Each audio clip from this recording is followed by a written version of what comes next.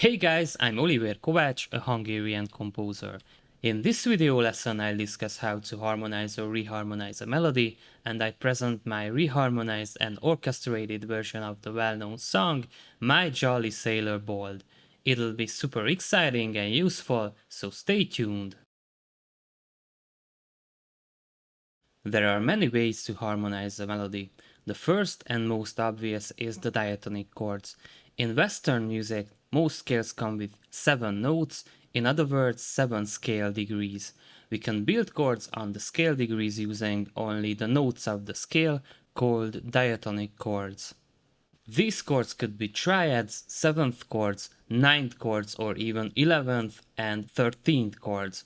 Beyond 7th chords, the music piece starts to be very jazzy, which is not a problem, but sometimes it doesn't fit your concept. If you are unfamiliar with this concept, don't hesitate to check out my video lessons. Guys, I have tons of videos on music theory and various musical concepts. If you are new to this channel, just look around and you'll probably find what you're looking for.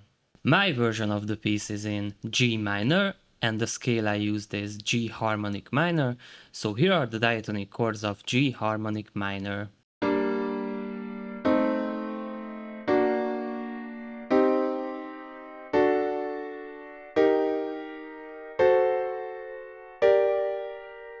The augmented chord on the 3rd degree is rarely used. Instead, composers often choose a major chord because it sounds more natural.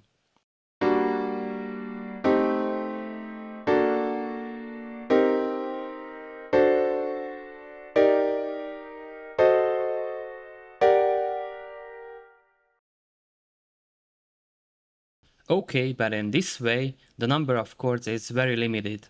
That's why musicians often use borrowed chords.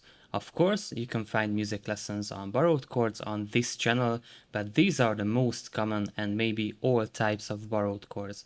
Secondary dominants, secondary leading tones, modal interchange, chromatic mediants, and Neapolitan chords. Let's talk about secondary dominants to dive deeper into this concept. Take a note from a scale, for example from the C major scale.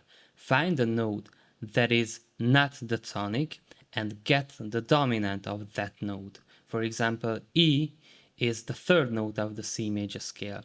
The dominant of E, the 5th note, as if E were the tonic, would be B. Normally, there is a diminished chord built on the 7th degree of the C major scale, but in this case, the chord is a major, because in major scales, the 5th degree chord is a major triad or a dominant 7th. With borrowed chords, the possibilities are much wider than without them. Borrowed chords add color and flavor to your composition.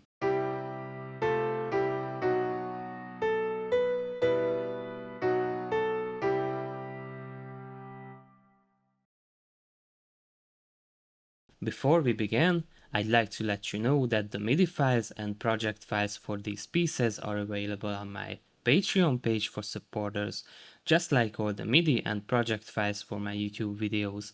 If you find my content helpful and interesting, please consider supporting the channel. Thank you. Harmonizing a melody with a symphony orchestra can be tricky because the composer must distribute the voices among the instruments.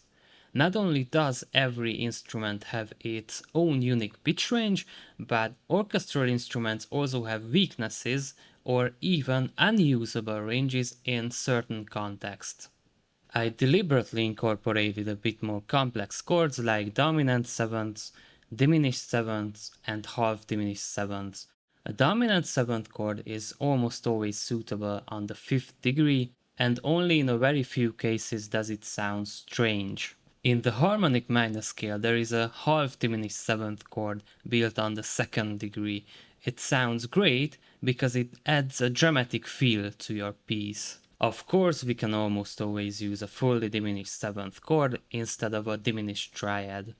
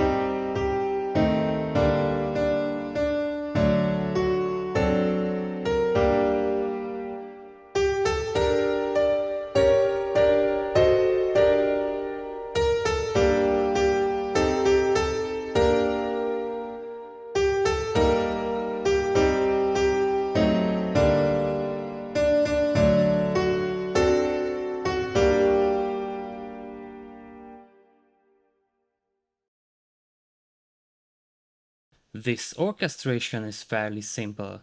The first and second violins play relatively high voices in tremolo, but they switch to legato in the second part. The vocals are below the violins. The French horns, tenor trombones, and violas follow each other with simple intervals, while the cellos and double basses provide bass notes in an octave doubling.